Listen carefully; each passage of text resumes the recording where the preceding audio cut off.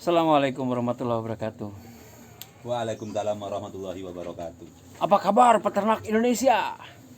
Baik. Semangat.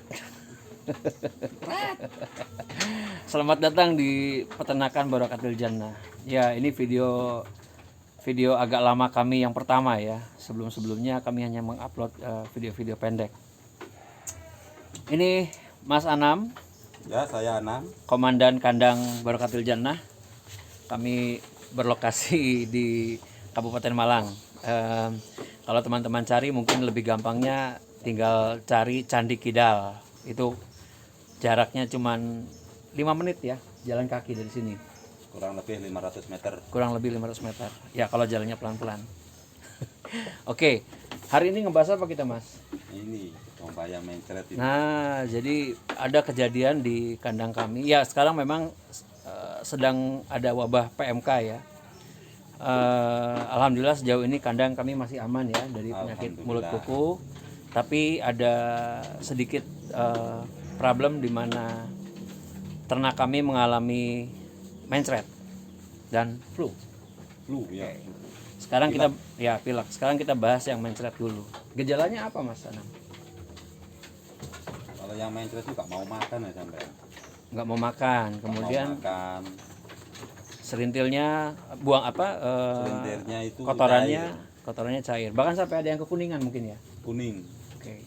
Nah, itu biasanya penyebabnya apa menurut sampean, Mas? Kurang tahu aku.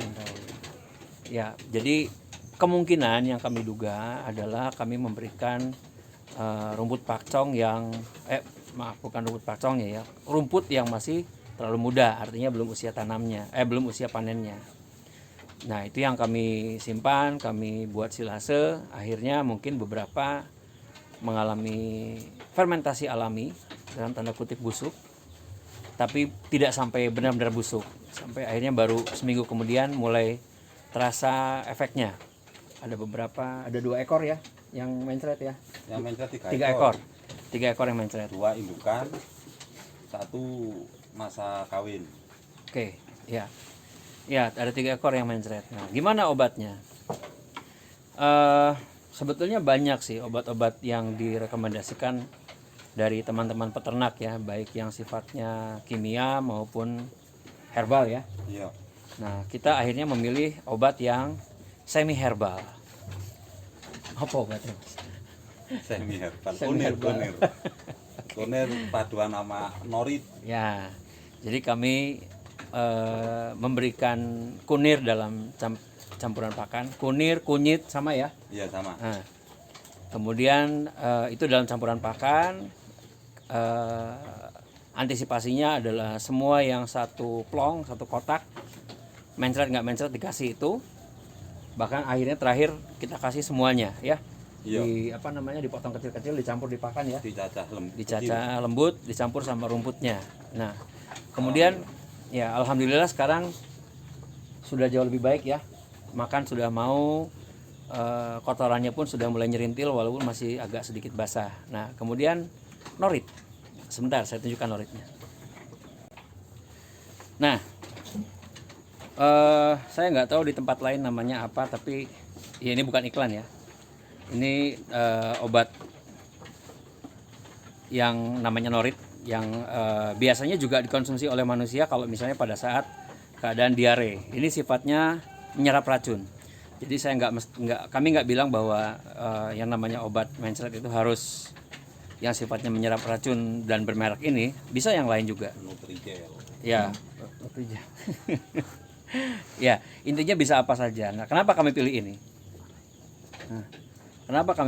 Karena dia norit ini bentuknya seperti arang. Dia adalah karbon aktif. Bentuknya pil begini. Nah, Kotoran gagak. ya, kayak kotoran gagak. Ini arang atau karbon aktif. Karbon aktif seperti yang kita tahu sifatnya itu menyerap racun. Banyak juga petani-petani yang di daerah tanah berkontur pasir itu menggunakan arang sebagai penahan unsur hara supaya tidak hanyut oleh air. Nah, norit dalam hal ini juga sifatnya begitu. Dia mengikat racun dan kemudian membuangnya melalui saluran pencernaan. Bagaimana penggunaannya? Oke, jadi norit yang kami pakai itu kami tumbuk halus. Kami gunakan melalui kami berikan kepada ternak kami dengan cara dicekok. Dicekok itu apa ya bahasa Jawanya apa, Mas? Didulang. Ditulang. Dulang paksa. Ya, kalau misalnya kita dulu waktu kecil itu kadang-kadang suka dipaksa untuk minum obat, apakah itu mau pakai gumpalan nasi ya Iya, atau pisang ya, dicekok gitu. Nah, kalau kambing domba kami pakai ini. Ini alat cekoknya. Itu cairan norit. Ya, ini yang ada. Kalau misalnya pun enggak ya pakai bambu ya. Bambu bisa. Dibikin seperti tempat mineral tanpa lubang bawah, dicekok langsung ke mulutnya, lep gitu. Nah, berapa banyak kami berikan? Untuk 3 indukan, 3 domba betina dewasa, masa kawin maupun masa menyusui, kami memberikan hanya 2 ya, Mas. Ya, 2 butir. 2 butir. Awalnya kami berikan 2 butir, dicampur dengan air 1 liter. Dicampur apa lagi waktu itu? Itu aja ya. Kunyit.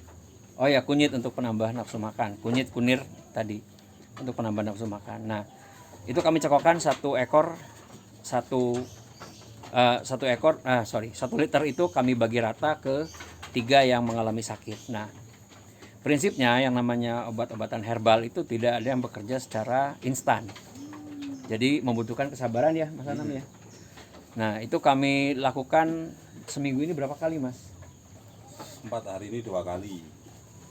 4 hari ini 2 kali. Artinya tiap 2 hari sekali kami monitor dan kami berikan. Ini mau makan ini. Nah, sekarang seperti yang bisa dilihat itu mau makan. Nah, makan ikan seger tapi. Ya. Nah, caranya itu tadi, noritnya dihaluskan sampai benar-benar halus, kemudian dicampur dengan air, kita cekokkan. 1 liter itu kita bagi rata sampai habis. Nah, itu yang treatment pertama. Yang pertama kali kita tahu ada mencret ya. Nah, treatment berikutnya artinya 2 hari kemudian, 4 hari kemudian itu kita berikan 1 norit 1 ekor. Tapi airnya nggak seliter lagi ya. 1 gelas. 1 gelas. Artinya apa? Karena kita udah tahu persis bahwa norit ini bisa mengatasi mencretnya, kita berikan dosisnya sedikit lebih banyak. Tapi tentunya dengan dimonitor sebelumnya. Kalau misalnya perbaikannya sudah signifikan, mungkin kita akan stop ya. Saat ini sepertinya kami akan hentikan karena sudah mulai nyerintil. Untuk serintil buka. Betul. Nanti 2 hari lagi kami akan periksa kembali apakah perlu ditambahkan cairan norit lagi atau tidak. Jadi pesan-pesan moralnya kawan-kawan, bagi kami pengobatan herbal itu memang membutuhkan kesabaran, ketekunan dan ketelitian. Tidak bisa kita mengharapkan pengobatan herbal itu langsung instan. Beda dengan dan keikhlasan. Kita akan berikhtiar ya. Jadi kalau misalnya teman-teman mengalami hal yang sama, coba diperhatikan betul ternaknya apa kebutuhannya. Informasi di luar, di YouTube, di media sosial lainnya itu banyak sekali dan bisa kontradiktif satu sama lain. Kita harus gunakan ilmu, karena tanpa ilmu beternak itu menyengsarakan. Tanpa akal hidup juga menyengsarakan. Pasti. Oke, jadi sekarang hari keberapa Mas Anam ya? Ini hari keempat setelah kena mencret. Hari keempat setelah mencret, posisinya sekarang sudah makan udah agak lahap. ya. Ini posisi kami beri makan kira-kira setengah jam lalu ya, kurang lebih ya. Ini udah tinggal separuh-separuh. Tadinya sampai sini penuh. Sampai penuh semua kami kasih makan penuh karena cuma sehari 2 kali. Alhamdulillah sekarang membaik. Yang sebelah sini pun nggak kelihatan di kamera. Putar. Oh ya. Putar. Tahu teman-teman ya teman. Oke. Nah yang itu udah nggak kelihatan. Anaknya 3, indukannya 1. Kena mencret pusing saya bro. Tadinya segini kita kasih makan penuh sampai sini. Sekarang udah dempes ya. Udah kempes. Nah nanti kita tambah lagi sampai sebelum maghrib. Oke. Apalagi Mas Anam terkait mencret, kebersihan kandang. Kebersihan Kita semprot disinfektan berapa kali seminggu? 4 hari ini 2 kali. 4 hari ini 2 kali ya, karena ada keadaan itu. Normalnya memang seminggu sekali juga cukup, tapi karena sedang ada wabah PMK dan kita mengatasi problem di kandang, ya kita harus lebih sering sediakan disinfektan semaksimal mungkin di kandang kawan-kawan, karena penyakit PMK sepertinya sudah semakin mendekat ke arah kandang masing-masing. Ya, tetangga di sini ada yang sapi ya, sudah mulai Sapi kena 2 ya. ekor kena. Ya, batasi akses dan pastikan kandangnya bersih semaksimal mungkin. Gitu aja dari kami kali ini. Insya Allah kita sambung lagi berikutnya dengan tema yang lain. Sukses terus peternak Indonesia. Wassalamualaikum warahmatullahi wabarakatuh. Waalaikumsalam warahmatullahi wabarakatuh.